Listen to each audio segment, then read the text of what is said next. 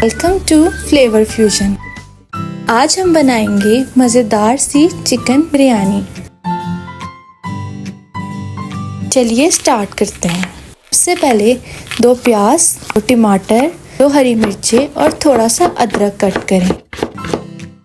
پھر ایک باؤل میں چکن، ادرک، لہسن، دہی، فرائیڈ پیاز، ہری مرچیں، کٹی ہوئی لال مرچ، نمک، لال مرچ، ہلدی، الائچی، بریانی مسالہ، کٹے ہوئے پیاز، ٹماٹر، تھوڑا سا دھنیا ڈال کے میرینیٹ کریں۔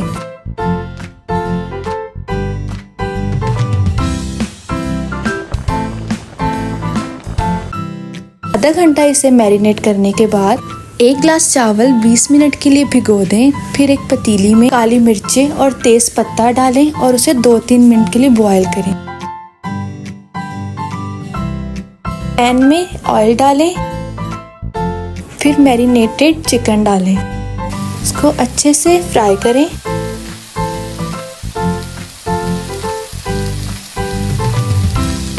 جب چکن گل جائے تو اس میں بوائل چاول ڈالیں، زردے کا رنگ، گرم مسالہ ڈالیں اور دم پہ لگا دیں۔ 15 منٹ کے دم کے بعد اسے اچھے سے مکس کریں اور پلیٹ میں سرو کریں۔ آپ کی مزیدار سی بریانی تیار ہے۔ Thanks for watching.